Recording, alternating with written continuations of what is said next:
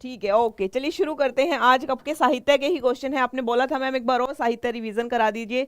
साथ में हम कुछ ऐसे क्वेश्चन भी करते रहेंगे ताकि जो हमारे टॉपिक हैं व्याकरण के, वो भी मैं आपको एक बार कुछ टॉपिक रिवीजन करवा दूंगी जो आपके एग्जाम से रिलेटेड है। ठीक है, ओके, ठीक है, चलिए स्टार्ट करते हैं आज का सेशन। तो चलिए आज का सेशन शुरू करते हैं। हमारा पहला क्वेश्चन है आज, हिंदी साहित्य के इतिहास लेखन की परंपरा का सूत्रपात किसने किया था?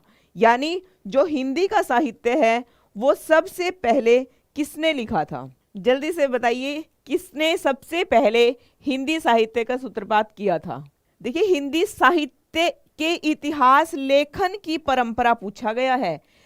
पता है सबको, इतिहास रामचंद्र शुक्ल का सर्वमान्य माना जाता है, पर रामचंद्र शुक्ल से पहले जिन्होंने हिंदी साहित्य लिखने की परंपरा की शुरुआत की थी वो कौन था? ग्रियर्सन था, गारसा दत्तासी, मिश्र बंधु, या फिर रामचंद्र शुक्ल? सबसे पहले किसने किया था? सोनू मल्होत्रा का बिल्कुल सही आंसर है। वेरी गुड, बहुत अच्छा। प्रश्न को समझिए तब आप आंसर दीजिए। अनुज प्रजापति का भी बिल्कुल सही आंसर है। ठीक है, तो यहां पर जो इतिहास सबसे पहले जिसने लिखा था वो एक फ्रेंच विद्वान थे, गारसा द तासी ने सबसे पहले इतिहास लिखा था। हिंदी इतिहास लिखने की परंपरा का सूत्रपात इन्होंने ही किया था। ठीक है, इनकी रचना मिलती है।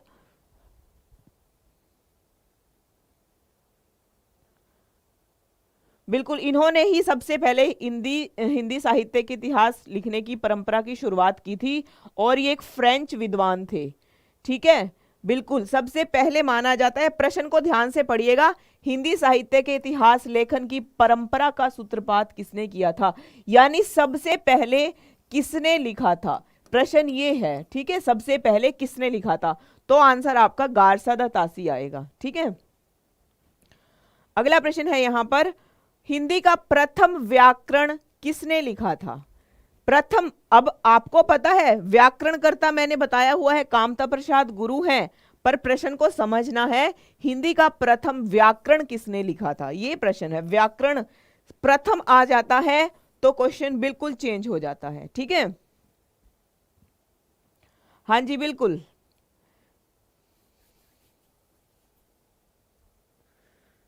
हिंदी का प्रथम व्याकरणकर्ता किसको कहा जाता है? व्याकरणकर्ता कौन है हिंदी के? बिल्कुल, जिनका सही है, वेरी गुड, उनका बहुत अच्छा। तो आपको प्रश्न समझना है, मैंने आपको बहुत बार बताया हुआ है, प्रश्न की प्रकृति को समझिए, वहां पर आपको आंसर जो है मिलने में इजी हो जाता है प्रश्न का। ठीक है, ठीक है, कभी कभी तुक्का भी सही होना चाहिए। तो प्रथम व्याकरणकर्ता कौन है? सभी के आंसर्स यहां पर अलग अलग हैं। पुष्पेंद्र यादव का बिल्कुल सही आंसर है, पुष्पेंद्र यादव, वेरी गुड, बहुत अच्छा।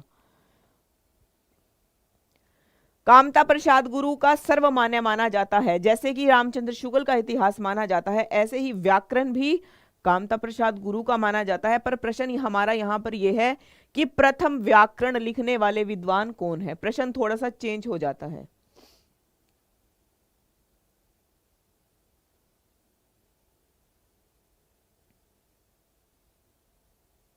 गोविंद यादव, बताइए बच्चा क्या है, क्या बात है? नहीं, मैं इग्नोर किसी को नहीं करती, मैं हर एक बच्चे के मैसेज का रिप्लाई जरूर करती हूं। ठीक है,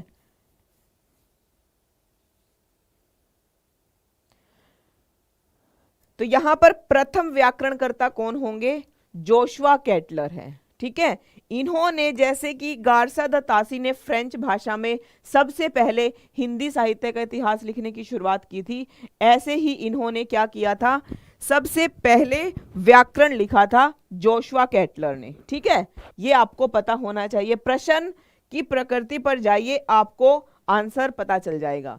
रामचंद्र शुक्ल का हिंदी साहित्य का इतिहास मूलतः किस कृति की भूमिका के रूप में लिखा गया था? ठीक है, ये आपको बताना है कि किस कृति में। हिंदी गोविंद रत्नमाला, हिंदी शब्द सागर में, धर्मशास्त्र का इतिहास, या फिर हिंदी विश्वकोश में इन्होंने हिंदी साहित्य का इतिहास लिखा था। पर उसका पहले अलग नाम था, फिर बाद में इन्होंने हिंदी साहित्य का इतिहास लिखा था। दोनों रचनाएं, जो भी इसका आंसर होगा वो भी रामचंद्र शुक्ल की ही है, और हिंदी साहित्य का इतिहास 1929 में लिखा था रामचंद्र शुक्ल ने। ठीक है,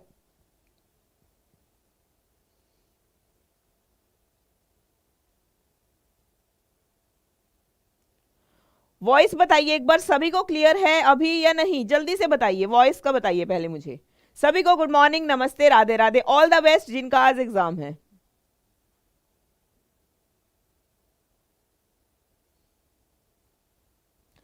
वॉइस के बारे में पहले मुझे बताइए, क्लियर है सभी को?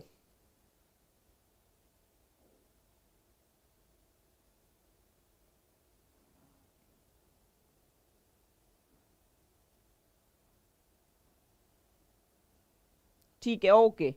कुछ बच्चों को प्रॉब्लम ही, रोहन आपको ही प्रॉब्लम है बच्चा? सभी को वॉइस क्लियर है? बिल्कुल सभी को क्लियर है। आपके, मुझे लगता है आपके ही नेट में प्रॉब्लम होगा। वॉइस सभी को क्लियर है। तो यहां पर क्या होगा, जो हिंदी साहित्य का इतिहास रामचंद्र शुक्ल का है, उन्होंने पहले इसको किस नाम से लिखा था? हिंदी शब्द सागर के नाम से लिखा था। बाद में इसका नाम परिवर्तित करके हिंदी साहित्य का इतिहास लिख दिया था। ठीक है,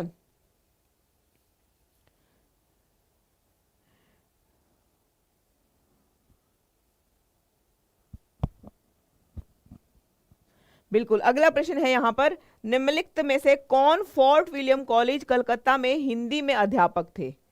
कौन थे? मैंने ये प्रश्न आपको बताया भी हुआ है। ठीक है,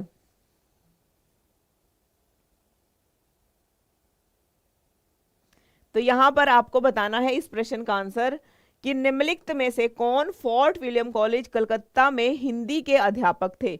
इंशा अल्लाह खां, सदल मिश्र, राजा लक्ष्मण सिंह या फिर सदासुख लाल?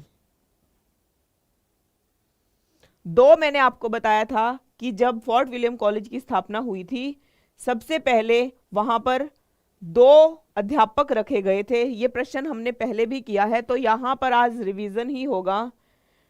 CUET हिंदी विद प्रिया ठाकुर के नेम से है, वहां पर मेरी जो साहित्य की क्लासेस है, इंपॉर्टेंट क्लासेस है, वहां पर मैंने सभी लिंक डाले हुए हैं। आप एग्जाम में जाने से पहले एक बार जरूर देख लीजिएगा। ठीक है,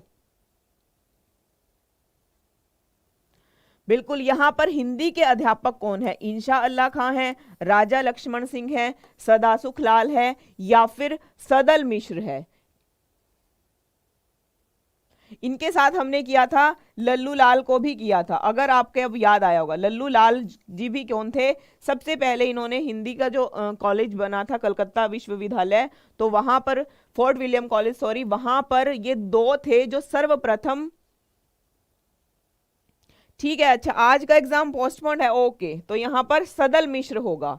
सदल मिश्र आए या फिर ऑप्शन में लल्लू लाल आए, कोई भी आए, तो ये दोनों थे सबसे पहले हिंदी के अध्यापक फोर्ट विलियम कॉलेज में। ठीक है, फोर्ट विलियम कॉलेज की स्थापना 1800 में हुई थी, फोर्ट विलियम कॉलेज की स्थापना। ठीक है, और सबसे पहले हिंदी के ये दो अध्यापक यहां पर थे। अगला प्रश्न है यहाँ, नासिकेतोपाख्यान के लेखक कौन है?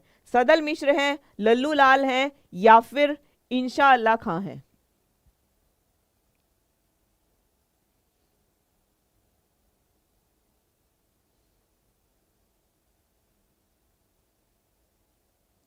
वेरी गुड, बहुत अच्छे, सभी के आंसर्स बहुत अच्छे हैं, क्योंकि हमने किया हुआ है।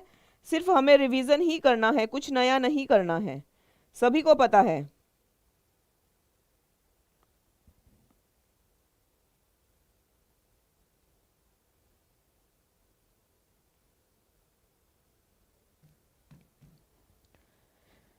जल्दी से एक बार सेशन को शेयर और लाइक, क्योंकि आज की क्लास और पीछे वाली क्लास दोनों ही बहुत इंपॉर्टेंट होंगी आपकी साहित्य की। इससे बाहर आपको CUET से क्वेश्चन नहीं जाएगा। ठीक है, आपने देखा भी है, पीछे भी जो क्वेश्चंस आए हैं वो इन्हीं में से ही आए हैं। तो यहां पर कौन है? सदल मिश्र ने किया था नासिकेतोपाख्यान की रचना, किसकी है? सदल मिश्र की है। ठीक है, अगला प्रश्न है यहां,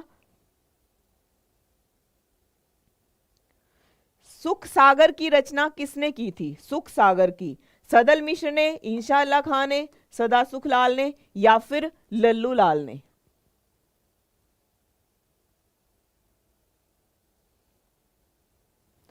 सुख सागर के रचनाकार कौन है? सदल मिश्र, इंशा अल्लाह खां, लल्लू लाल या फिर सदा सुख लाल? वेरी गुड, बहुत अच्छे आंसर्स।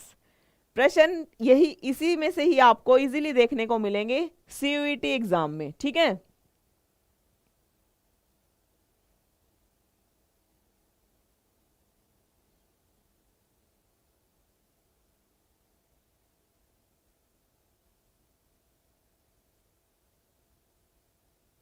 बिल्कुल, यहां पर सुख सागर की रचना किसने की थी? सदा सुख लाल ने, ठीक है। सदा सुख लाल की रचना है सुख सागर, ठीक है। अगला है यहां पर भाषा योग विशिष्ट के लेखक कौन है? यहां पर भाषा योग विशिष्ट एक रचना है, इसके लेखक पूछा गया है कौन है? राम प्रसाद बिस्मिल हैं, राम प्रसाद निरंजनी हैं, रमा शंकर वाजपेयी हैं या फिर इनमें से कोई नहीं?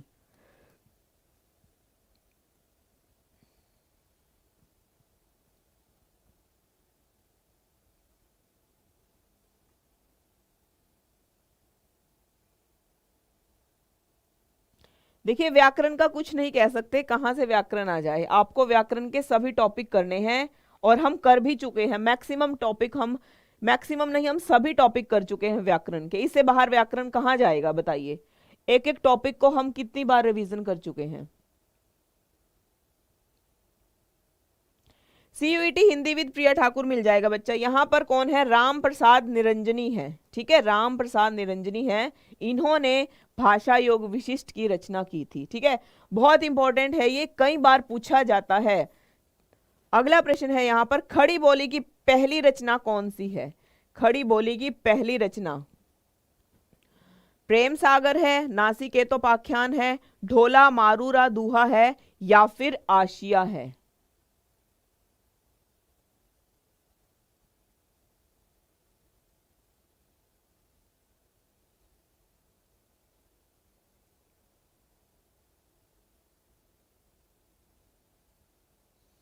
जल्दी से बताइए, खड़ी बोली की पहली रचना कौन सी है? खड़ी बोली में किन्होंने सबसे पहली कौन सी रचना लिखी थी?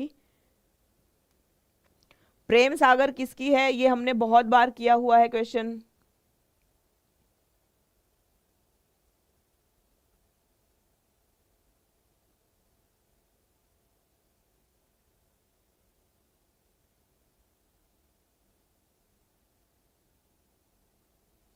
वेरी गुड, बहुत अच्छा। तो यहां पर खड़ी बोली की पहली रचना कौन सी है? नासिकेतोपाख्यान है, ठीक है।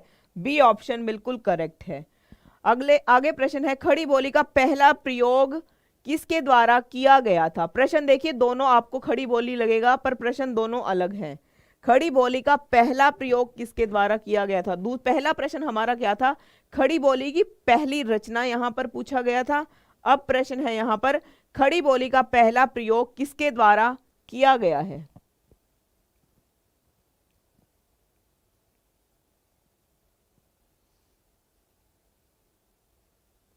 ऑप्शन है बलदेव, जॉन गिलक्राइस्ट, लल्लू लाल या फिर सुनीति कुमार चटर्जी। वेरी गुड, नासिकेतोपाख्यान बिल्कुल सही है।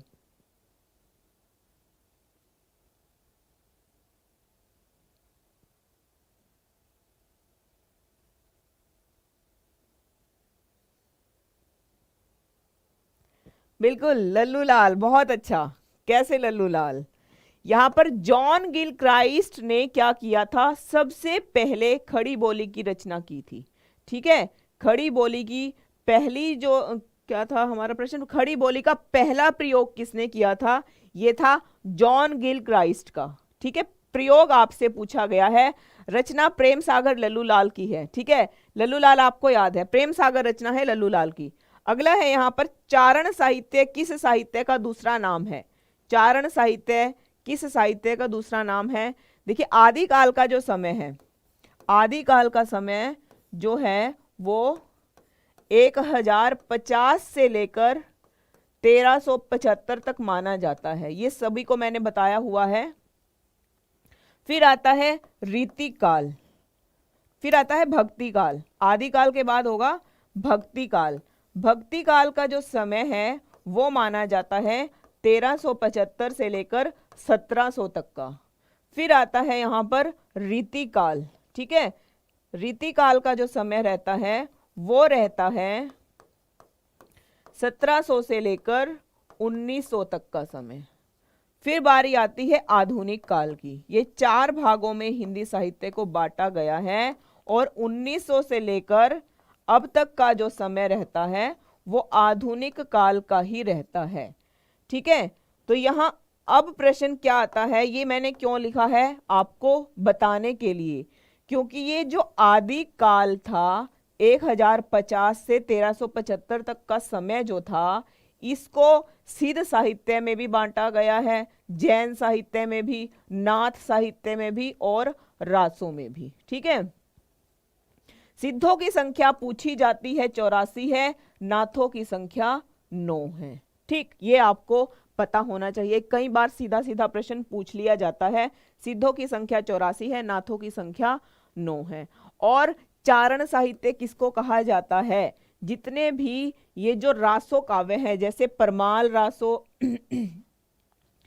ठीक है, पृथ्वीराज रासो, ठीक है, खुमान रासो, इस तरह के जितने भी रासो साहित्य लिखे गए हैं वो उनको ही चारण साहित्य कहा जाता है, जिसमें राजा महाराजा, जितने भी राजा महाराजा हैं उनकी प्रशंसा की गई है उनके बारे में बताया गया है। जो उनके दरबारी कवि होते थे, जैसे चंद्र बरदाई है, पृथ्वीराज रासो उन्होंने लिखा है, वो उनके दरबारी कवि थे और उन्होंने पृथ्वीराज रासो में चंद्र बरदाई ने पृथ्वीराज की ही महिमा का गुणगान किया है। इसी तरह से जो चारण साहित्य लिखे गए हैं उसको ही रासो साहित्य कहा गया है। और ये चारों जो भाग हैं, जैन, नाथ और सिद्ध और रासो, ये चारों साहित्य का जो समय है वो आदिकाल के समय से ही आदिकाल में ही माना जाता है। ठीक है, तो यहाँ पर रासो साहित्य बिल्कुल सही है। अगला प्रश्न है यहाँ, समग्र भक्ति कालीन काव्य पर कौन सी विशेषता लागू होती है? भक्ति काल में सबसे ज्यादा क्या हुआ है? अवतार में विश्वास रखता था, अहंकार का त्याग, ईश्वरीय लीला का गायन या फिर जाति प्रथा का निषेध हुआ था। भक्ति काल की सबसे महत्वपूर्ण विशेषता कौन सी है?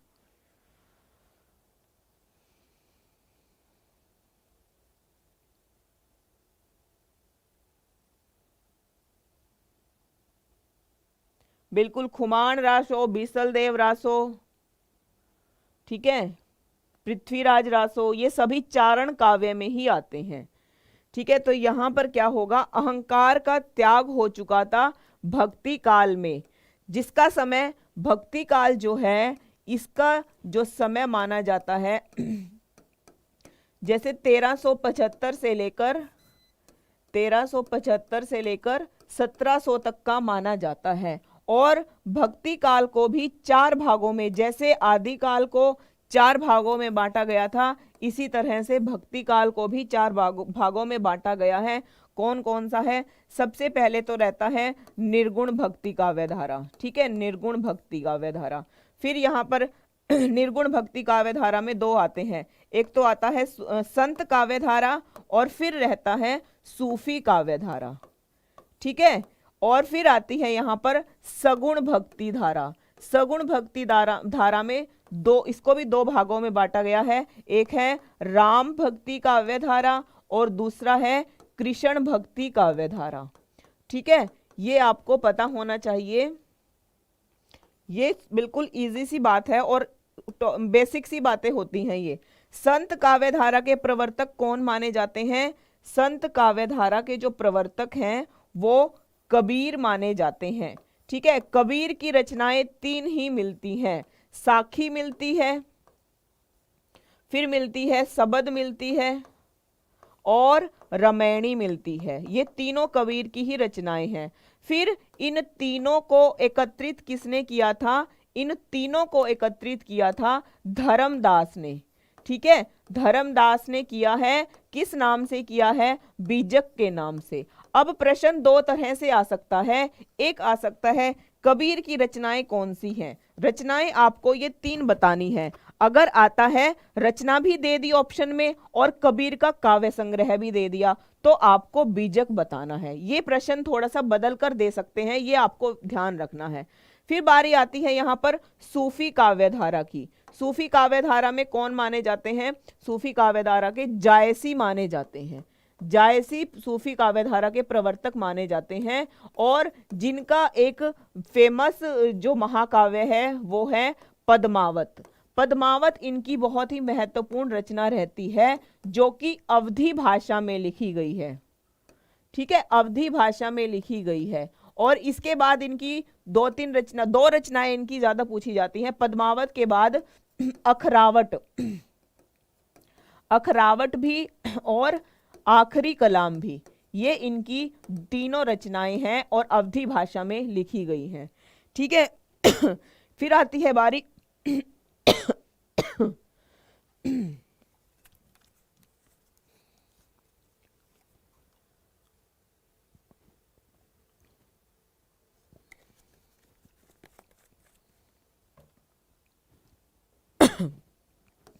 कृष्ण काव्यधारा। कृष्ण काव्यधारा में सूरदास जी आते हैं। सूरदास जी की तीनों रचनाएं मिलती हैं। कौन सी मिलती है? सूर सागर मिलती है, सूर सावली और साहित्य लहरी। ये इनकी जितनी भी हैं ये ब्रज भाषा में है। भाषा बहुत इंपॉर्टेंट रहता है हर एक राइटर का। ठीक है, फिर आती है यहाँ राम भक्ति काव्यधारा। राम भक्ति काव्यधारा की जो लहर है वो तुलसीदास से मानी जाती है। ठीक है, तुलसीदास की एक रचना रामचरितमानस रामचरितमानस है जो बहुत पूछी जाती है। ये इनकी अवधी भाषा में है और इसको 7 कांडों में विभक्त किया गया है। ठीक है, ये सभी जो भक्ति काल के जितने भी इंपॉर्टेंट कवि हैं ये रहते हैं और इनकी रचनाएं, तुलसीदास जो हमारी लास्ट क्लास थी वहां पर इसकी सभी रचनाएं मिलेंगी, वो आप देख लेना। ठीक है, अगला प्रश्न है संवत 1375 से लेकर 1700 तक के साहित्य में कौन सी भावधारा परिलक्षित होती है? अभी आपको इस तरह से भी प्रश्न आ सकता है। आपको सन दे दिया गया है कि 1375 से 1700 तक के समय में कौन सी भावधारा परिलक्षित होती है? श्रृंगारिक होती है, रीति होती है, वीरता होती है या फिर भक्ति होती है?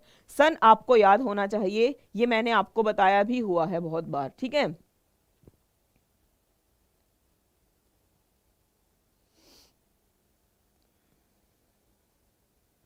तो यहां पर 1375 से लेकर 1700 तक का समय है जो किसका माना जाता है? अभी हमने किया है तो गलत नहीं होना चाहिए। ठीक है,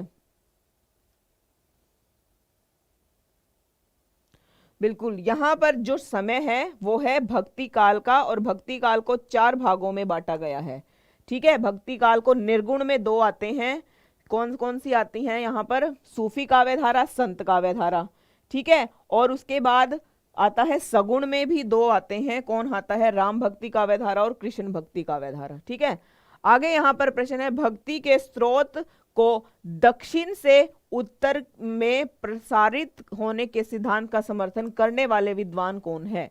जो दक्षिण भारत से उत्तर भारत में भक्ति का समर्थन किया था जिन्होंने, वो कौन है? ग्रियर्सन है, आचार्य रामचंद्र शुक्ल हैं, हजारी प्रसाद द्विवेदी हैं या फिर जयशंकर प्रसाद हैं?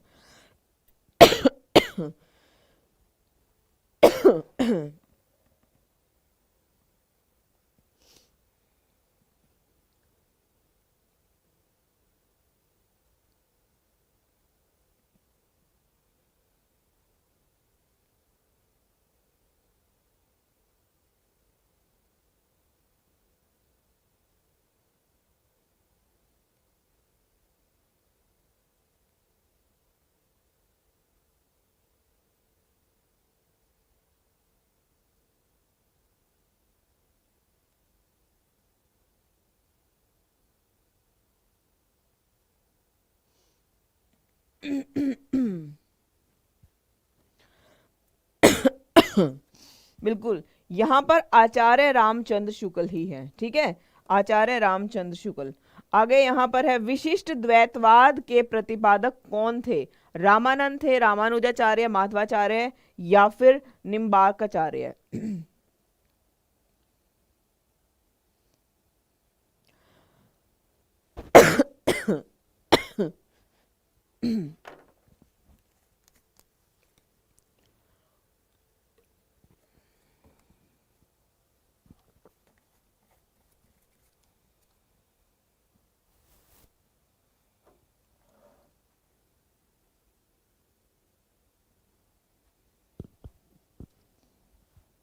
विशिष्ट द्वैतवाद में कौन था? रामानुजाचार्य। ठीक है, ये सभी भक्ति काल के ही कवि माने जाते हैं। अगला प्रश्न है यहाँ पर, रामानंद के शिष्य परंपरा में कौन नहीं है? रामानंद कबीरदास है, मलुकदास है, नरहरिदास है या फिर रैदास है?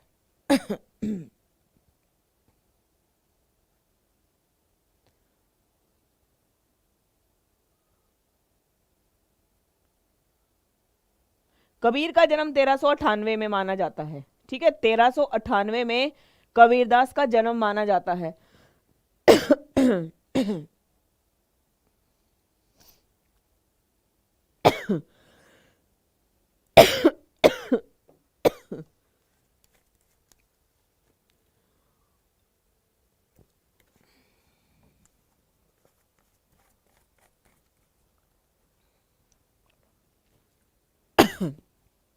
तो रामानंद की शिष्य परंपरा में मलुकदास नहीं थे। ठीक है, मलुकदास क्या है? ये भी निर्गुण भक्ति काव्यधारा के कवि माने जाते हैं मलुकदास। ठीक है, बिल्कुल। कबीरदास का जन्म 1398 में है, काशी में, उत्तर प्रदेश काशी में। तो यहाँ भक्ति काल का नाम पूर्व मध्य काल किस आचार्य ने दिया है? देखिए, ये नाम आपको बहुत इंपॉर्टेंट रहता है, जैसे वीर गाथा काल, आदि काल। तो यहाँ पर डॉक्टर नगेंद्र ने, डॉक्टर रामकुमार वर्मा ने, आचार्य नंद दुलारे वाजपेयी ने या फिर हजारी प्रसाद द्विवेदी ने?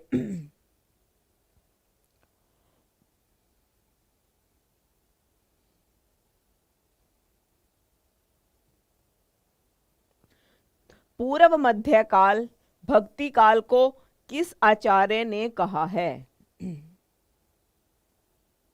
बिल्कुल, यहां पर किसने कहा है? डॉक्टर नगेंद्र ने कहा है। डॉक्टर नगेंद्र ने भक्ति काल को पूर्व मध्यकाल कहा है। ठीक है, अगला है, भक्तमाल के रचनाकार कौन है?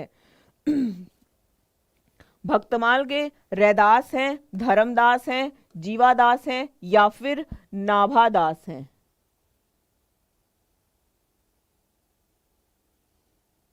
बिल्कुल, भक्तमाल के।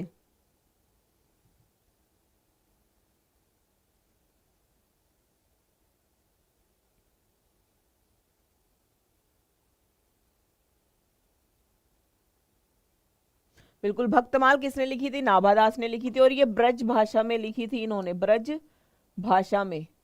ठीक है, और साथ में इन्होंने अष्टयाम भी लिखा था।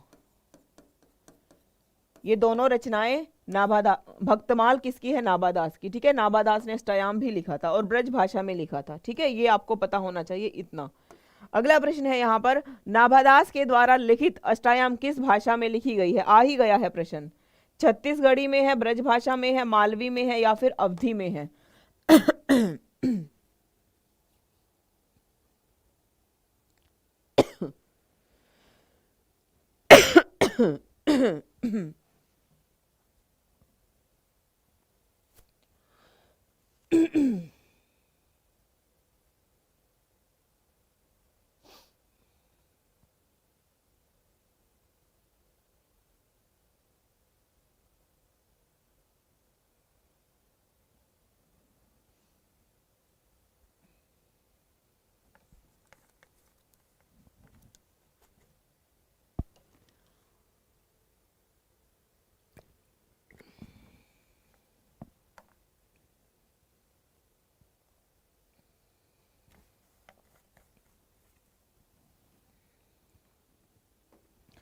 बिल्कुल, अष्टयाम किसमें है? ब्रज भाषा में ही है। नाभादास ने ब्रज भाषा में ही लिखा है, अष्टयाम को भी और भक्तमाल को भी। ठीक है, एक मिलती है उत्तर भक्तमाल।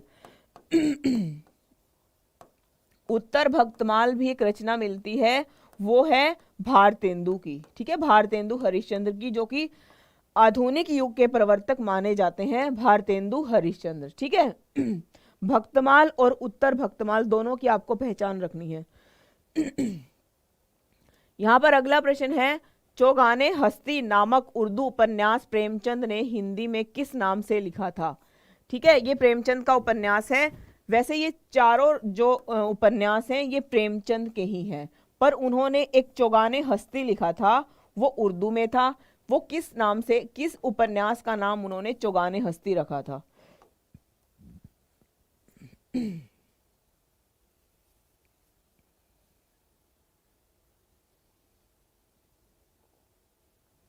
तो यहां पर जो चौगाने हस्ती लिखा है उन्होंने रंगभूमि का रखा है, ठीक है, रंगभूमि इनका उपन्यास है।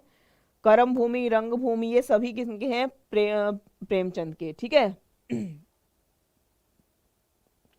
बिल्कुल। अगला प्रश्न है यहाँ पर, उर्दू उपन्यास चौगाने हस्ती प्रेमचंद का हिंदी रूपांतरण है, वो कौन सा है? तो यहाँ पर आपको बताना है, चौगाने प्रेमचंद का हिंदी रूपांतरण है, गबन है, गोदान है, रंगभूमि है और मंगलसूत्र है। प्रश्न कैसे भी आ जाए, हमें हर तरह से प्रश्न को करना है, ठीक है।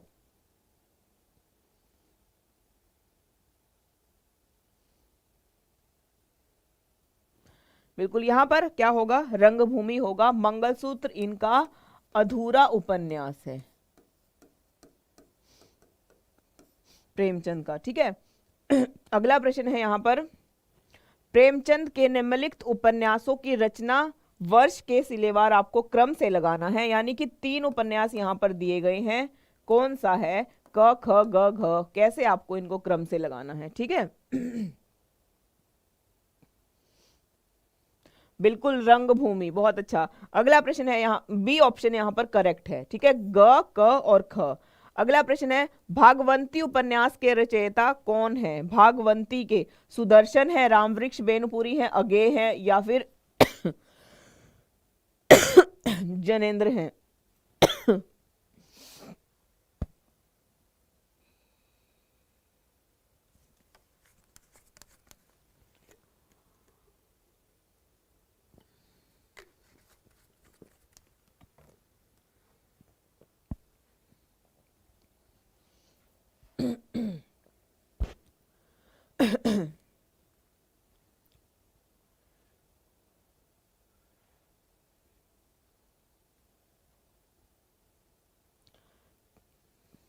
तो यहां पर भागवंती के सुदर्शन होंगे, ठीक है, सुदर्शन। अगला प्रश्न है यहां पर, हजारी प्रसाद द्विवेदी के उपन्यास अनामदास का पोथा में किस उपनिषद के सर्वाधिक स्थलों का प्रयोग हुआ है?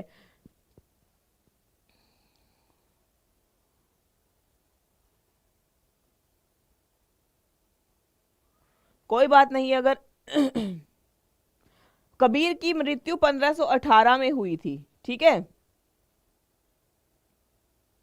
कोई बात नहीं, अगर आपको आपका एग्जाम आगे चला गया है तो अच्छी बात है, आप पढ़ लीजिए और अच्छा आपकी तैयारी हो जाएगी, ठीक है, टाइम मिल गया आपको। और आज साहित्य की क्लास आपको देखनी थी, आप साहित्य की क्लास देखिए।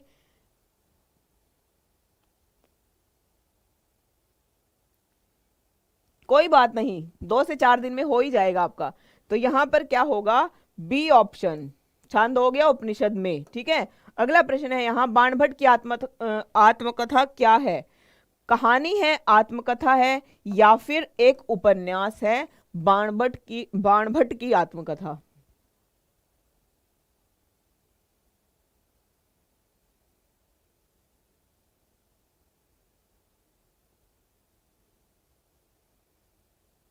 वॉइस प्रॉब्लम है क्या अभी भी? जल्दी से बताइए मुझे।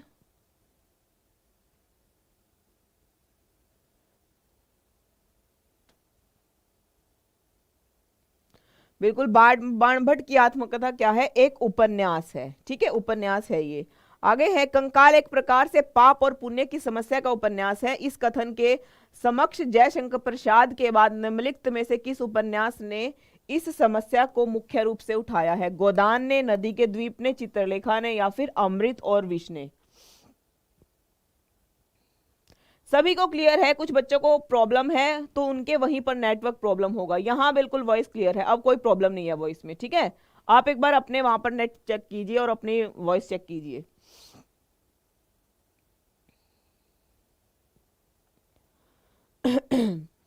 तो यहाँ पर कंकाल एक प्रकार से पाप और पुण्य की समस्या का उपन्यास है। इस कथन के समकक्ष जयशंकर प्रसाद के बाद निम्नलिखित में से किस उपन्यास ने इस समस्या को मुख्य रूप से उठाया है? बिल्कुल यहाँ पर क्या होगा, चित्रलेखा ने। ठीक है, चित्रलेखा उपन्यास ने। अगला प्रश्न है यहाँ, मृगनयनी उपन्यास के रचनाकार कौन है? मृगनयनी बहुत पूछा जाता है, मृगनयनी। ठीक है,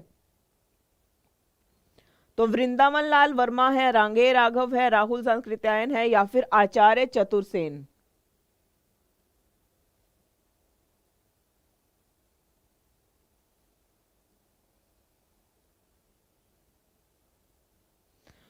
बिल्कुल, मृगनयनी किसकी है? वृंदावन लाल वर्मा की है। ठीक है, ये इनका उपन्यास है। अगला प्रश्न है, ठेठ हिंदी के उपन्यास लिखने वाले को, यानी कि ठेठ हिंदी के ठाठ किसने लिखा है? ठेठ हिंदी के ठाठ उपन्यास किसने लिखा है? वेरी गुड, बिल्कुल वृंदावन लाल वर्मा ने। बहुत अच्छा। ठेठ हिंदी के ठाठ उपन्यास के रचनाकार कौन है?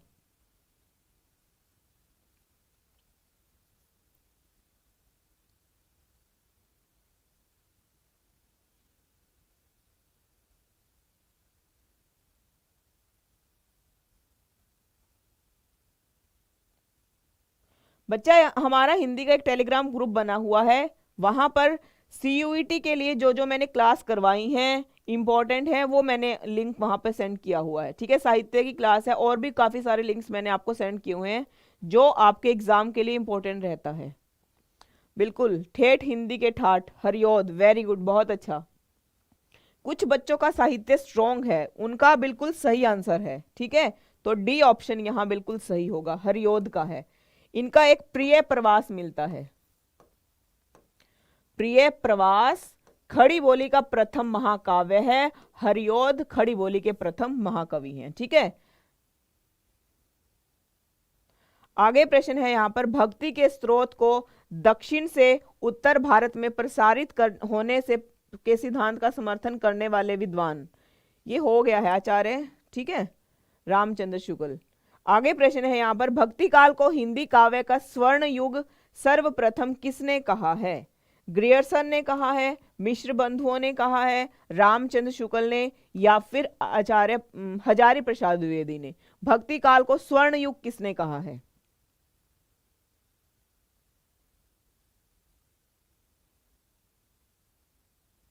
बच्चा, व्याकरण ही आएगी, व्याकरण ही आएगी। साहित्य से आपको 3 से 4 प्रश्न आ सकते हैं बस। अब वो कहां से आ जाएं, क्या आ जाएं, ये कुछ नहीं पता।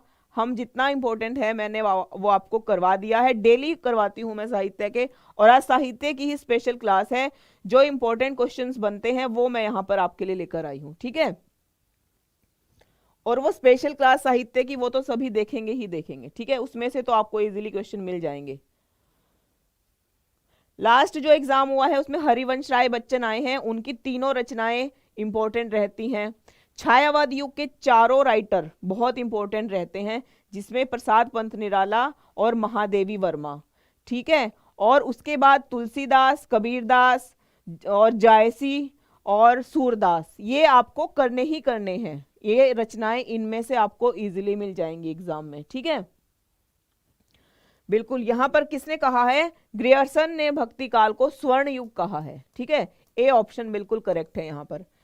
अगला प्रश्न है, भक्ति काल का नाम पूर्व मध्यकाल किस आचार्य ने रखा है?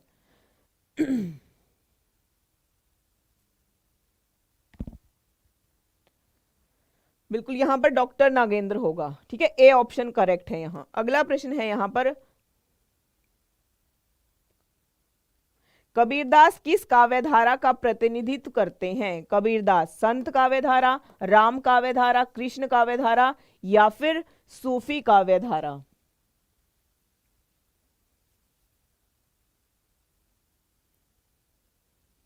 व्याकरण से ही आपको मैक्सिमम क्वेश्चन आएंगे। ठीक है, साहित्य से आपको 3 से 4 प्रश्न आ सकते हैं बस, इतना ही आपको साहित्य से आएगा। बाकी सभी व्याकरण के सभी टॉपिक इंपॉर्टेंट रहते हैं, आपको रिवीजन करना ही है। अब जिनका एग्जाम आगे चला गया है उनको और भी टाइम मिल गया, एक बार और रिवीजन कर लोगे आप बहुत अच्छे से, ठीक है। बिल्कुल, कबीरदास संत काव्यधारा के कवि माने जाते हैं। भक्ति काल को 4 भागों में बांटा गया था, मैंने अभी बताया था। पहले तो आता है निर्गुण और फिर सगुण और सगुण, ठीक है। इनको फिर 2-2 भागों में बांटा गया था। निर्गुण में सूफी और संत आया था और सगुण में क्या आया था, राम भक्ति और कृष्ण भक्ति, ठीक है। सूरदास की 3 रचनाएं मिलती हैं, तीनों ही इंपॉर्टेंट है, सूरसागर, सूरसावली और साहित्य लहरी। साहित्य लहरी सबसे ज्यादा पूछा जाता है, सूरसागर।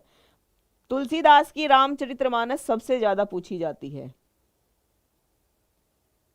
लोकायतन पंथ की पूछी जाती है। निहार और यामा महादेवी वर्मा की पूछी जाती हैं, ठीक है। ये रचनाएं तो एग्जाम में आपको इजीली देखने को मिल ही जाएगा।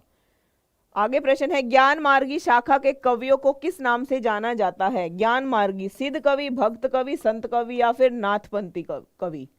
ऑप्शन से इजीली आप इसको सॉल्व कर लोगे, क्योंकि यहाँ पर ज्ञान मार्गी शाखा पूछा गया है तो यहाँ ये भक्ति काल में ही आता है, ठीक है। कोई बात नहीं, जिसका जब भी है कोई बात नहीं, बस आपको पढ़ते रहना है।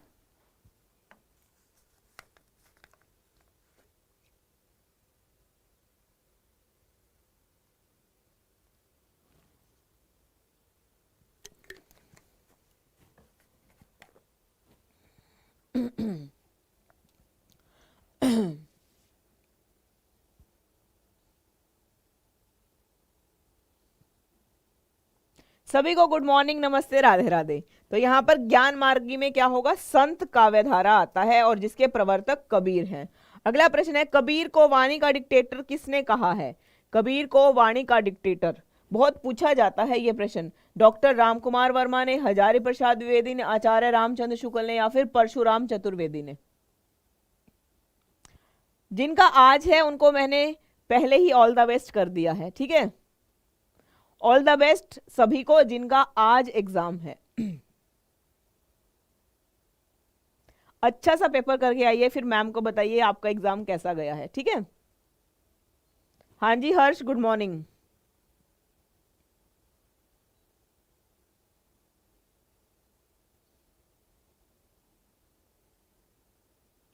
बिल्कुल, यहां पर वाणी का डिक्टेटर किसने कहा है, हजारी प्रसाद द्विवेदी ने कहा है, ठीक है। और कबीर की भाषा कैसी है पूछा जाता है कई बार।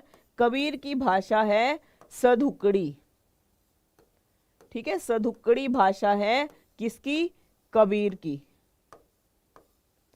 और कबीर की भाषा को पंचमेल खिचड़ी किसने कहा है, पंचमेल खिचड़ी कबीर की भाषा को। कि यहां सधुकड़ी क्यों है, इसमें अनेक भाषाओं का मिश्रण है इसलिए सधुकड़ी। और पंचमेल खिचड़ी किसने कहा है, श्याम सुंदर दास ने, ठीक है। श्याम सुंदर दास ने कबीर की भाषा को पंचमेल खिचड़ी कहा है। आगे प्रश्न है, आचार्य हरजारी सूफी मुक्तक काव्य का प्रथम रचयिता इनमें से कौन है। सूफी काव्य धारा है, मुल्ला दाऊद है, शेख फरीद है, कुतुबन है या फिर अमीर खुसरो है। बिल्कुल, हजारी प्रसाद द्विवेदी।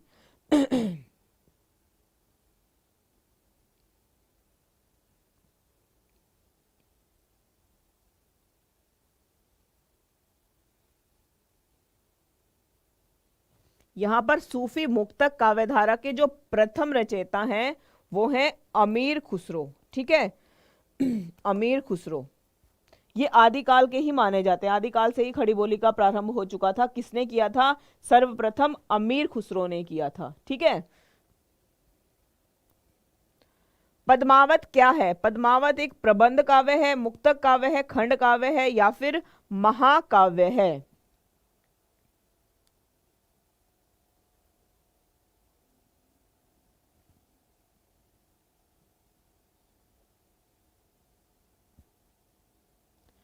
सीयूईटी हिंदी विद प्रिया ठाकुर के नेम से है, वहां पर हर इंपॉर्टेंट क्लासेस का लिंक आपको मिल जाएगा। एनटीए मॉक भी वहां पर पड़ा है और जो साहित्य की स्पेशल क्लास है वो भी वहां पर लिंक आपको मिल जाएगा, आपको देखना है। अभी जिनका एग्जाम पोस्टपोन हो गया उनके लिए अच्छा है, जो कमी रह गई है अब आप उसको पूरा कर सकते हो, ठीक है।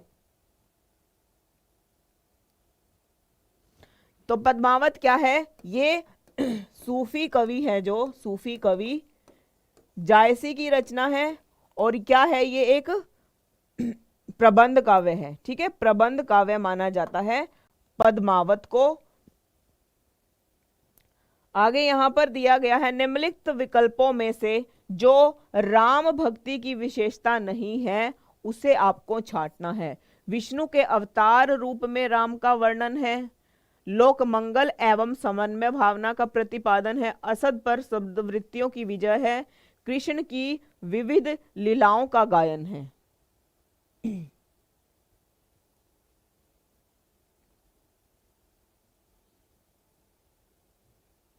जल्दी से एक बार सेशन को शेयर और 100 लाइक, लाइव सेशन आपका टारगेट है। देखिए आपको और टाइम मिल गया है और जो कमी रह गई है उसको भी हम पूरा करेंगे। जिसको जो भी कोई टॉपिक पढ़ना है वो आप मुझे बता दीजिए, स्पेशल हम उसी की क्लास यहाँ पर कर लेंगे। जिस टॉपिक में आपको लगता है कि यहाँ हमें प्रॉब्लम है, सभी बता देंगे मुझे कि मैम ये वाला टॉपिक एक बार और रिवाइज करवा दीजिए, हम स्पेशल उसी की क्लास कर लेंगे। ठीक है। बिल्कुल, यहां पर डी है, कृष्ण की विविध लीलाओं का गायन हुआ है। ठीक है, हाँ, क्योंकि यहां पर राम भक्ति की विशेषता नहीं पूछा गया था, तो राम भक्ति में कृष्ण का कोई भी वर्णन नहीं मिलता है। ठीक है, ये आपको ध्यान रखना है। अगला प्रश्न है, कृष्ण गीतावली ग्रंथ के रचनाकार कौन है? कृष्ण गीतावली किसने लिखी है? सूरदास ने लिखी है, नंददास ने लिखी है, मीराबाई ने, या फिर तुलसीदास ने? कृष्ण गीतावली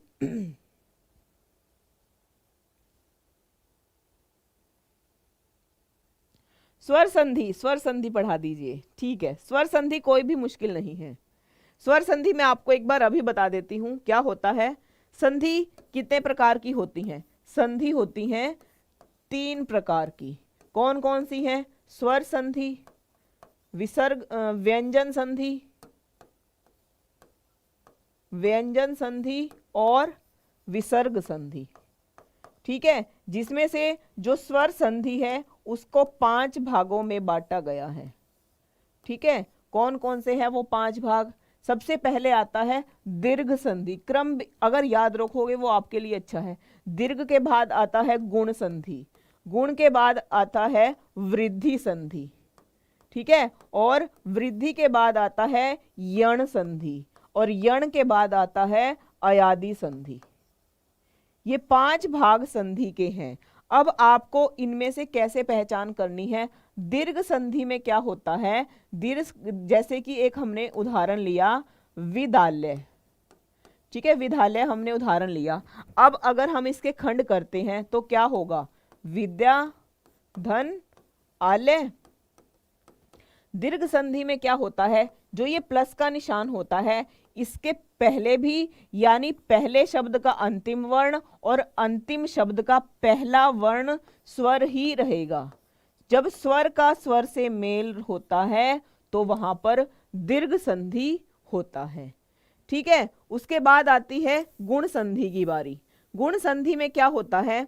गुण संधि में बस आपको एक पहचान रखनी है, कोई भी शब्द आपको दिया जाता है, ठीक है, लाइन से ऊपर आपको एक मात्रा मिलेगी, यानी ए की और ओ की मात्रा मिलती है। बस जहां पर आपको इस तरह की कोई भी मात्रा मिलती है सीधा वो गुण संधि में चला जाता है, गुण स्वर संधि में। देखिए कई बार ऑप्शन 2 तरह से आता है, आपको गुण संधि भी दिया जाएगा, गुण संधि आप सोचोगे गुण संधि है, और दूसरा ऑप्शन दिया जाता है गुण स्वर संधि।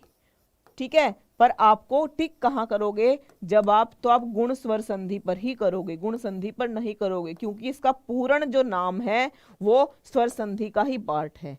ठीक है, फिर बारी आती है यहां पर वृद्धि संधि की। वृद्धि संधि में क्या होगा? जब वृद्धि से नाम ही पता चलता है कि गुण के बाद वृद्धि आती है, और जहां इन की मात्राओं में वृद्धि हो जाती है वो सीधा वृद्धि में चले जाते हैं। जहां पर आपको इस तरह की मात्राएं देखने को मिलती हैं सीधा सीधा वो वृद्धि संधि में चला जाता है। ठीक है, उसके बाद बारी आती है यहां पर यण संधि की, और उसके बाद आती है अयादि संधि की। यण संधि में क्या होता है? य होगा और व होगा, इनसे पहले हमेशा हमेशा आपको आधा वर्ण मिलेगा ही मिलेगा। जहां य और व से पहले आधा वर्ण होता है, यण संधि कहलाता है। ठीक है, अयाधी संधि में आपको सिर्फ 3 ही शब्द मिलते हैं, सिर्फ 3 शब्द ही मिलेंगे अयाधी संधि में। 3 शब्द कैसे? जैसे पवन। ठीक है, इस तरह के जितने भी उदाहरण रहते हैं अयाधी संधि में ही रहते हैं। और दूसरा इसका क्या पहचान है? आपको 3 शब्द मिलने के बाद जो ये बीच वाला शब्द होता है, या तो ये य होगा और या ये व होगा, बस। इससे ज्यादा आपको स्वर संधि, दीर्घ, वृद्धि, गुण, यण, अयादी के बारे में कुछ नहीं। ये बिल्कुल आपको अगर समझ में आ जाता है, आपका स्वर संधि कभी गलत नहीं होगा। ठीक है,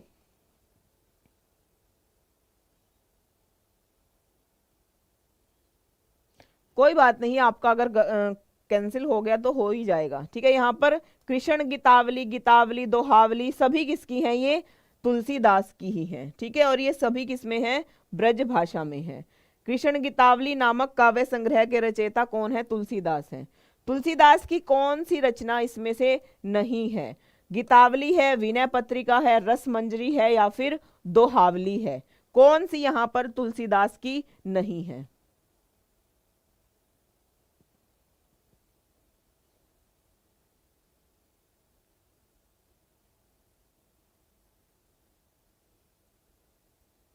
ठीक है, संधि सभी को समझ में आया है? जो मैंने स्वर संधि अभी रिवाइज करवाया है, इससे आपको बस इतनी पहचान रखनी है, स्वर संधि आपका गलत नहीं होगा।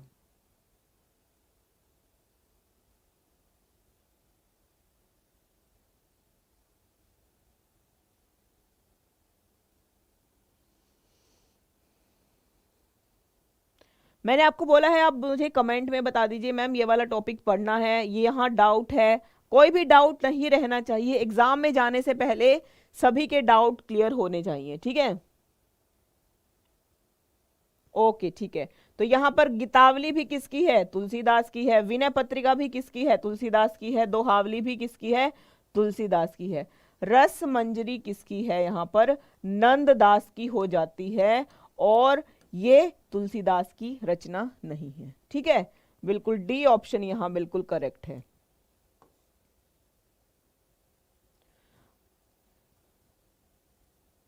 सूरदास की कौन सी कृति यहां पर नहीं है?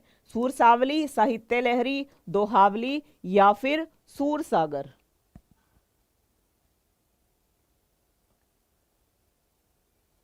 ठीक है, कल स्पेशल आपका भाषा होगा और उपसर्ग प्रत्यय रहेगा। ठीक है,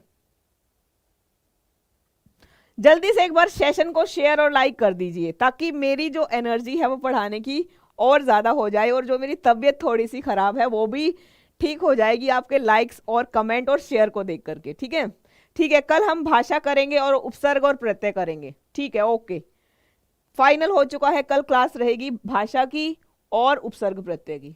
ठीक है,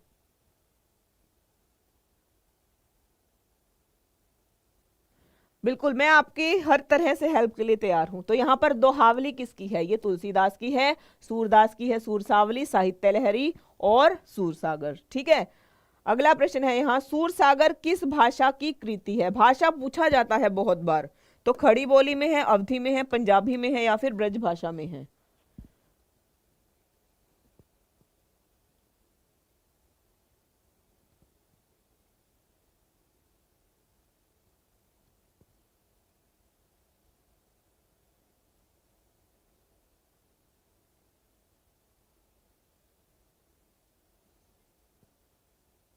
मुझे पता है, अब बस 2-4 दिन है, उसके बाद आप फ्री हो जाओगे। ठीक है, कोई बात नहीं, बस आपका रिजल्ट अच्छा रहना चाहिए, ये मेरी दुआ है कि आप एकदम अच्छा एग्जाम करके आए और रिजल्ट आपका अच्छा रहे। तो यहाँ पर ब्रज भाषा होगा।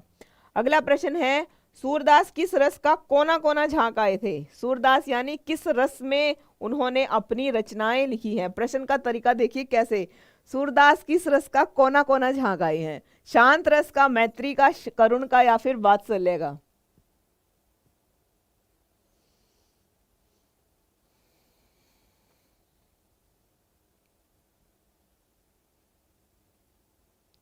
वेरी गुड, बहुत अच्छे। साहित्य आपका, वेरी गुड, बिल्कुल। अब तो सभी फ्री होने ही वाले हैं, ठीक है।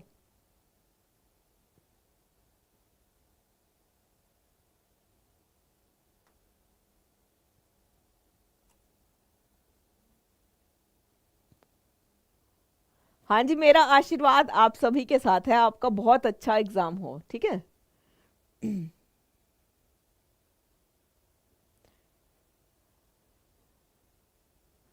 तो यहाँ पर सूरदास सूरदास ने किस रस का, वात्सल्य रस में सूरदास ने कृष्ण भक्ति की है। तो वात्सल्य रस का सूरदास कोना कोना झांकाए हैं, ठीक है। अलंकार अभी हमने किया था, अभी हमने किया था अलंकार कुछ टाइम पहले। स्पेशल ट्रिक्स भी मैंने भेजी हुई हैं, आप देख सकते हो। नंददास किस काव्यधारा से संबंधित हैं? नंददास संत काव्यधारा से, कृष्ण काव्यधारा से, राम भक्ति काव्यधारा से, या फिर सूफी काव्यधारा से?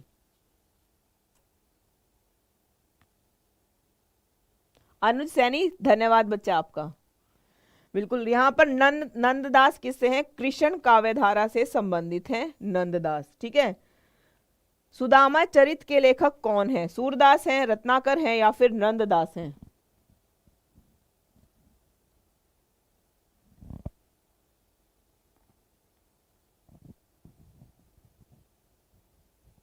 सभी को मेरा आशीर्वाद। शीतल चौधरी, ऑल द बेस्ट बच्चा, अच्छा सा एग्जाम करके आइए। अब ध्यान से प्रश्न को पढ़िएगा, ध्यान से, तब आप आंसर दीजिएगा, ठीक है।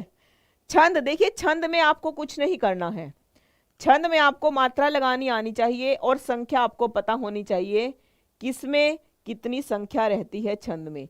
एक होती है छंद में लघु मात्रा, एक होती है दीर्घ मात्रा, ठीक है। लघु की पहचान क्या होती है? एक, और दीर्घ की होती है एस। और दीर्घ को क्या कहते हैं? दीर्घ को गुरु भी कहते हैं, यानी गुरु ही कहते हैं, गुरु को दीर्घ कह सकते हैं।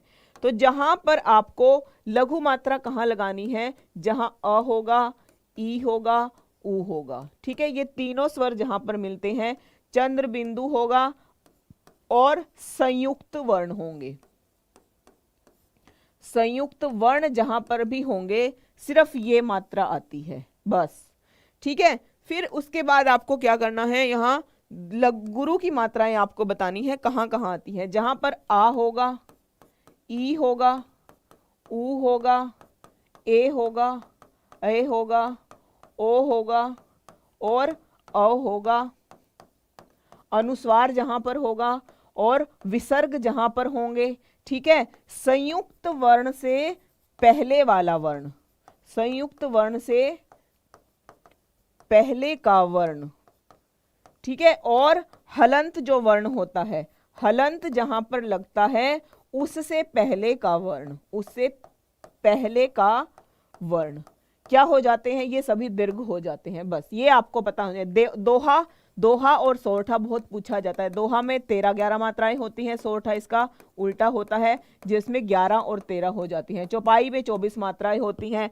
बरवे पूछा जाता है। बरवे क्या है? बरवे एक अवधि छंद है, ठीक है, जिसमें कितनी मात्राएं होती हैं? 12 और 7 ये मात्राएं रहती हैं, ठीक है। ये इस तरह से बस ये 2 से 4 छंद मैक्सिमम पूछे जाते हैं, बस इतना आपको पता होना चाहिए। इजीली आपका छंद जो है गलत नहीं होगा। स्पेशल क्लास भी 2 बार मैंने करवा चुकी हूं, आप उसको देखकर जाइएगा, ठीक है। तो यहां पर सुदामा चरित के लेखक कौन है? नंददास ने लिखा है सुदामा चरित, बी ऑप्शन बिल्कुल सही है। अगला प्रश्न है, मीराबाई का मलार किसकी कृति है? मीराबाई कृष्ण भक्ति काव्यधारा की कवयित्री मानी जाती हैं। इसमें आपको मीराबाई का मलार ये किसकी है? मीराबाई की है, चित स्वामी की है, नंददास की है, या फिर गोविंद स्वामी की है, ठीक है। जिन्होंने पूछा था छंद बता दीजिए, बताइए जल्दी, आपको समझ में आया है या नहीं आया है छंद? जल्दी से बताइए मुझे।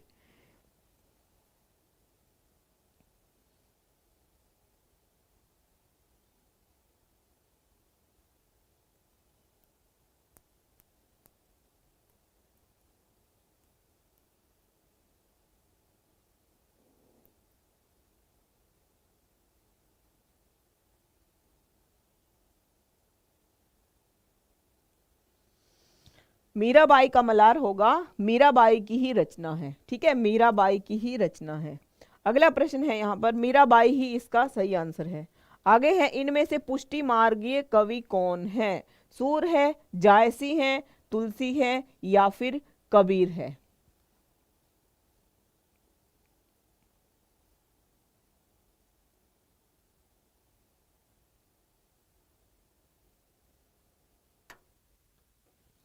बिल्कुल इतना याद रखिए, बहुत होगा आपके लिए, इजी सा क्वेश्चन आएगा। दोहा, सोरठा, चौपाई, बरवे, यानी कि जो अर्धसम मात्रिक छंद है ये ज्यादा पूछे जाते हैं, ठीक है। सीधा सीधा ऐसे पूछ लेगा, सम मात्रिक छंद कौन से हैं, विषम कौन से हैं, अर्धसम कौन से हैं, ये भी आपको पता होना चाहिए।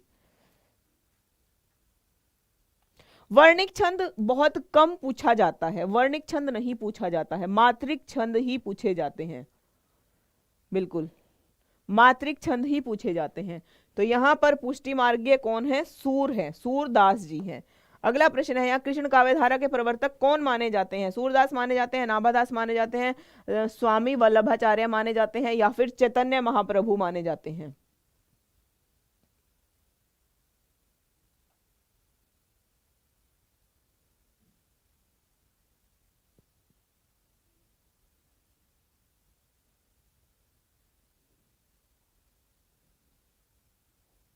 बिल्कुल, यहां पर कृष्ण काव्यधारा के कौन होंगे? स्वामी वल्लभाचार्य माने जाते हैं प्रवर्तक। अगला प्रश्न है, यहाँ रीतिकाल को श्रृंगार काल कहा है, किसने कहा है रीतिकाल को? आचार्य रामचंद्र शुक्ल ने, मिश्र बंधुओं ने, रमाशंकर शुक्ल रसाल ने, या फिर आचार्य विश्वनाथ ने? श्रृंगार काल,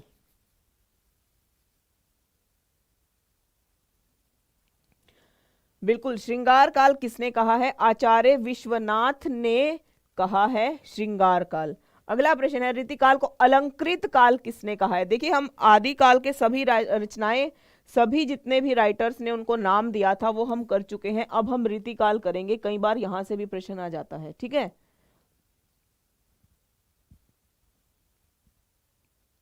तो यहां पर रीतिकाल को अलंकृत काल किस इतिहासकार ने कहा है? मिश्र बंधुओं ने, रामचंद्र शुक्ल ने, राम कुमार वर्मा ने, या फिर विश्वनाथ प्रसाद मिश्र ने? बिल्कुल रीतिकाल को रामचंद्र शुक्ल ने कहा है, ठीक है, सी ऑप्शन करेक्ट है। अगला प्रश्न है, अलंकृत काल नाम किसने दिया है?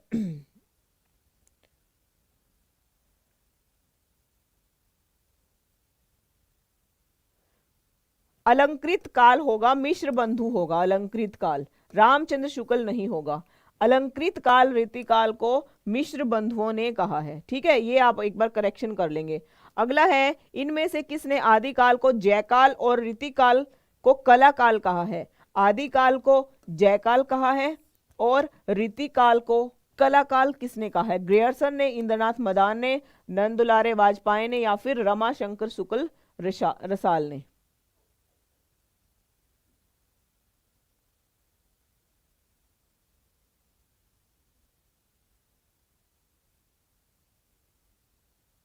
बिल्कुल, यहां पर किसने कहा है? ये बी ऑप्शन, रमा शंकर शुक्ल रसाल ने आदिकाल को कहा है और रीतिकाल को भी, ठीक है। अगला प्रश्न है, रामचंद्रिका किस कवि की कृति है? बहुत पूछी जाती है रामचंद्रिका, रामचंद्रिका किसकी है?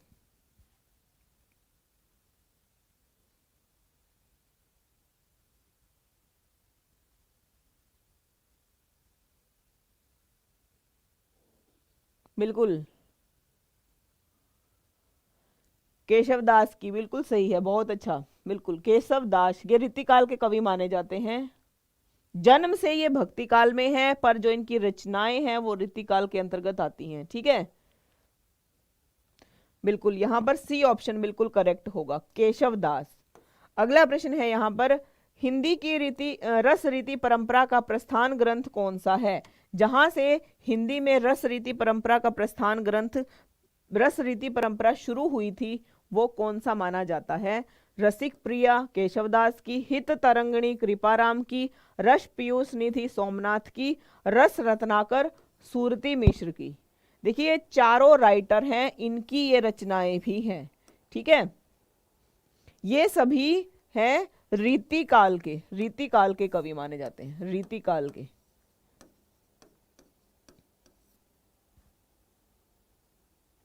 बिल्कुल केशव दास की है, रामचंद्रिका बिल्कुल केशव दास की है।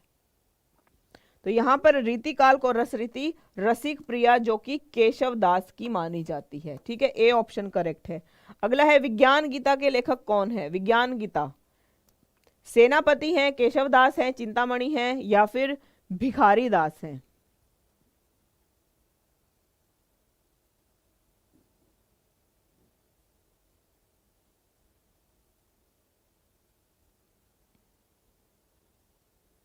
विज्ञान गीता के लेखक सेनापति, चिंतामणि, केशवदास, भिखारी दास।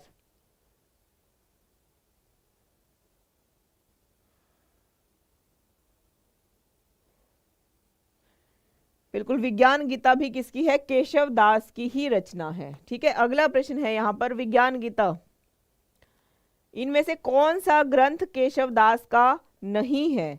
रामचंद्रिका, विज्ञान गीता, कवि प्रिया, भाषा भूषण।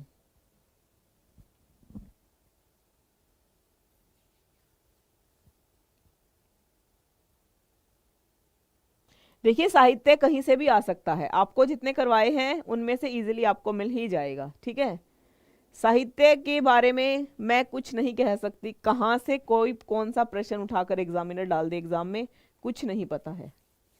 पर मुझे उम्मीद है जितना मैंने करवाया है उसमें से इजीली आपको मिल जाएगा साहित्य का प्रश्न। ठीक है,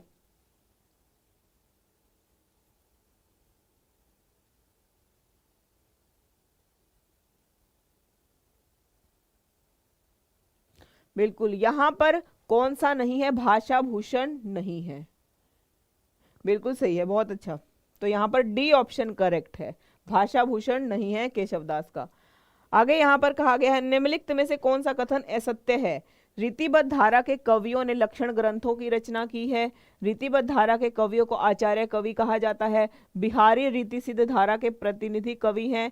केशव रीति मुक्त धारा के कवि हैं। इनमें से आपको बताना है कौन सा जो कथन है वो असत्य है।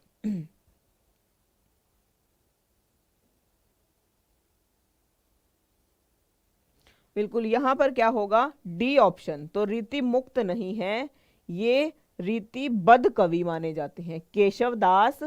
देखिए, एक बात मैं आपको बता देती हूं, रीति काल को भी 3 भागों में बांटा गया था। रीति काल को भी 3 भागों में बांटा गया था। कौन कौन से थे? रीतिबद्ध कवि, रीतिबद्ध कवि थे, रीति सिद्ध कवि और उसके बाद आता है रीति मुक्त कवि।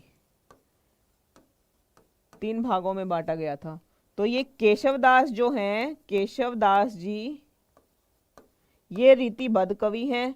रीति सिद्ध में सिर्फ और सिर्फ एक इकलौता कवि है, कौन है? बिहारी। ठीक है, और रीति मुक्त में कौन कौन से आते हैं? घनानंद, आलम, बोधा, ठाकुर। ठीक है, ये 4 कवि रीति मुक्त में आते हैं। रीति सिद्ध अकेले बिहारी हैं। बिहारी की इकलौती रचना मिलती है बिहारी सतसई, बस। ठीक है, अगला प्रश्न है भाषा भूषण को कवि भूषण की उपाधि किसने दी थी? शिवाजी ने, सोलंकी राजा रुद्र ने, छत्रसाल ने या फिर किसी ने नहीं?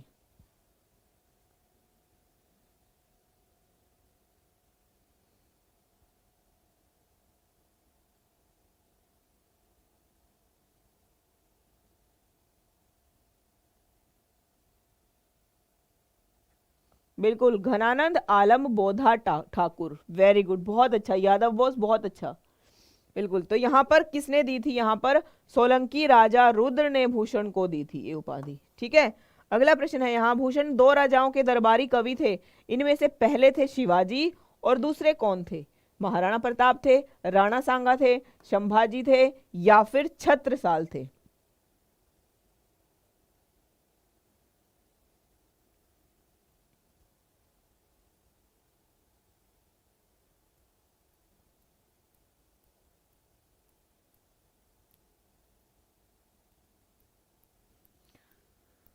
तो एक तो शिवाजी के दरबारी कवि थे, दूसरे ये छत्रसाल के थे। भूषण की छत्रसाल दशक भी एक रचना है, ठीक है।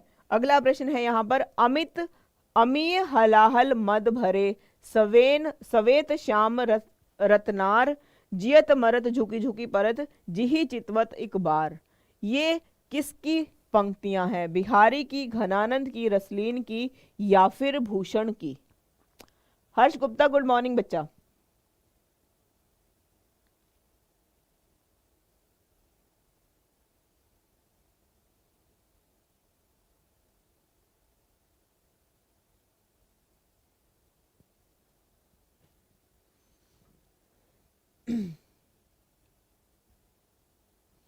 बिल्कुल, बहुत अच्छा। तो यहाँ पर ये पंक्तियां हैं रसलीन की, ठीक है, रसलीन ने लिखी थी, अमित हलाहल मद भरे।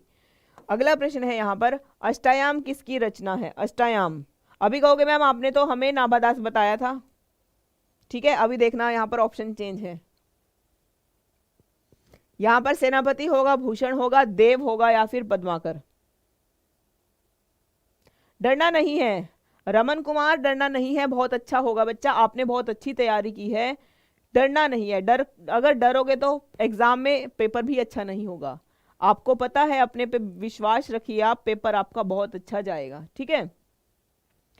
हाँ जी, जिनका आज है, कल है, अब कभी भी जिनका एग्जाम है, सभी को ऑल द बेस्ट। हर्ष गुप्ता, मैं बहुत अच्छी हूं बच्चा, आप बताइए कैसे हैं?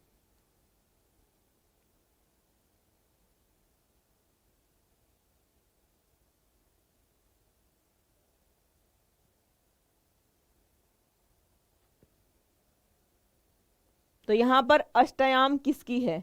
मैं बहुत अच्छी हूं, आप बताइए कैसे हैं? तो ये देव की भी मिलती है। अब ऑप्शन में नाभादास होगा तो नाभादास पर टिक करना है, और अगर देव होगा तो देव पर होगा दोनों में से एक ही ऑप्शन में, ठीक है। दोनों ऑप्शन नहीं होंगे, एक होगा। अगर दोनों होंगे तो दोनों, जिन्होंने देव पर टिक किया है, नाभादास पर टिक किया है, दोनों को नंबर मिलेंगे, ठीक है, ऐसा होता है। पर आपको एक ही मिलेगा, देव, बिल्कुल सही है। अगला प्रश्न है यहां पर, लोग है कवित बनावत मोही तो मेरे कवित बनावत, ये किसकी पंक्तियां हैं? आलम की है, घनानंद की है, ठाकुर की है या फिर देव की है? तो ये पंक्तियां यहां पर घनानंद की हैं, ठीक है। घनानंद जो कि एक रीतिकालीन कवि हैं, और ये रीतिकालीन कवि माने जाते हैं, ठीक है, बिल्कुल। तो आज का ये लास्ट प्रश्न था हमारा, हमने मिक्स किया है, व्याकरण भी हमने थोड़ा सा रिवीजन कर लिया है और साहित्य भी किया है। इजीली आपको इनमें से जो क्लासेस हुई है डेली, आपको इजीली इसमें से क्वेश्चन आपके सीधा सीधा एग्जाम में देखने को मिल जाएगा, ठीक है। बस आपको रिवीजन करना है।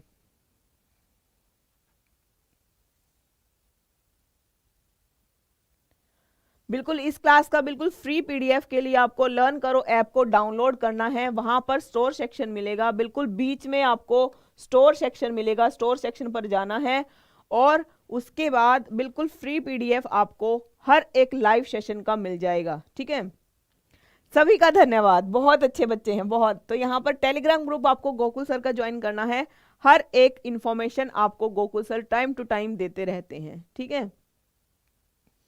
ये नंबर है, लर्न करोगा, आप इस पर कॉल कर सकते हैं, कोई इन्फॉर्मेशन अगर आपको लेनी है तो आप ले सकते हैं। जिनका भी आज है, कल है, कभी भी है, ठीक है। ऑल द बेस्ट, सभी को अच्छा सा एग्जाम करके आइए और फिर मैम को बताइए आपका एग्जाम कैसा हुआ है, क्वेश्चन मुझे बताइए ताकि मैं और बच्चों की भी आगे हेल्प कर सकूं, ठीक है। टेलीग्राम ग्रुप बना हुआ है हमारा हिंदी का, उसको सभी ज्वाइन कर लीजिए। जिनका आज एग्जाम है सभी मुझे बताएंगे कि आपका एग्जाम कैसा आया है, संस्कृत वाले बच्चे भी और हिंदी वाले बच्चे भी, ठीक है। चलिए ठीक है, ऑल द बेस्ट सभी को, बहुत अच्छा सा एग्जाम करके आइए। धन्यवाद, आपका दिन शुभ हो।